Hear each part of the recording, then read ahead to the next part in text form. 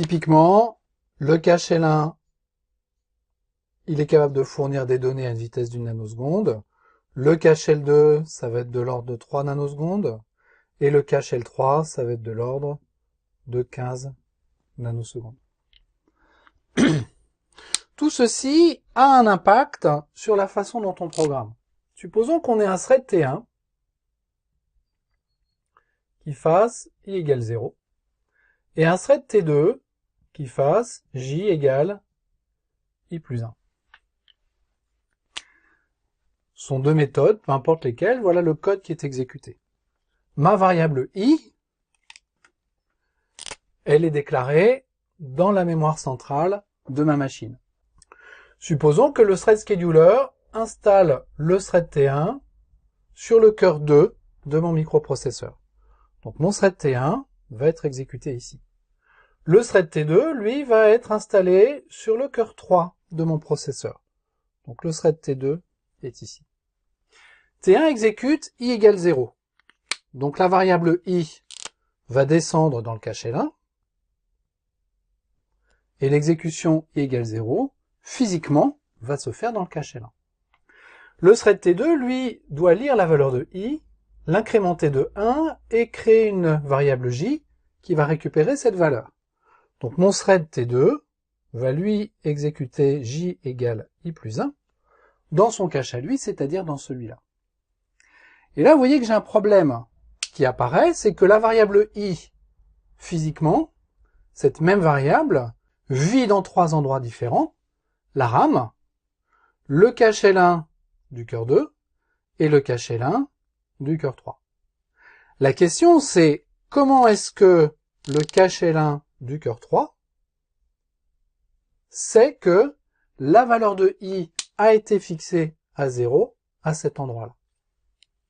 Et cette question, c'est en fait la question de la visibilité. C'est un point qui est très important en programmation concurrente sur processeur multicœur.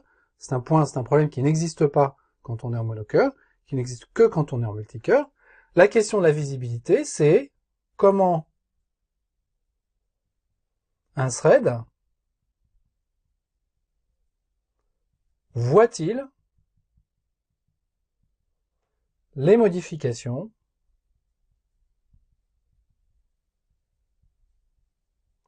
effectuées dans un autre thread.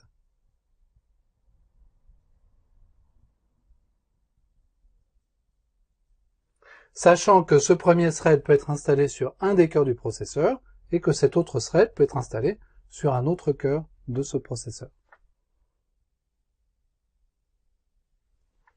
Eh bien, cette question de la visibilité, elle est résolue de façon théorique par la spécification du langage. À l'intérieur du langage Java, on a la définition d'une notion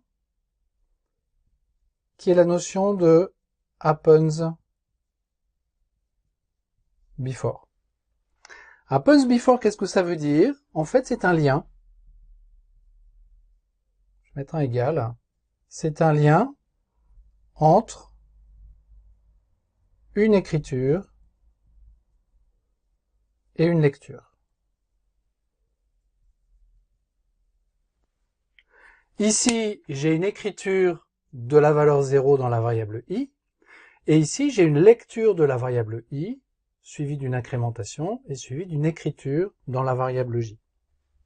Si ce lien happens before existe entre cette écriture ici et cette lecture là, donc je vais l'écrire comme ça, si ici j'ai un lien happens before entre ces deux opérations, alors j'ai la garantie que j va correctement lire la valeur de i, et que donc i égale 0, cette écriture sera vue avant la lecture de la variable i qui se trouve ici. Le lien happens before, ça veut dire intervient avant, ça veut bien dire ce que ça veut dire. Si j'ai un lien happens before entre une écriture et une lecture, alors cette lecture a la garantie de retourner la valeur qui a été écrite juste avant dans la variable dont je m'occupe. Maintenant, la question est la suivante. c'est comment créer ce lien happen before, et c'est ce que nous allons voir à présent.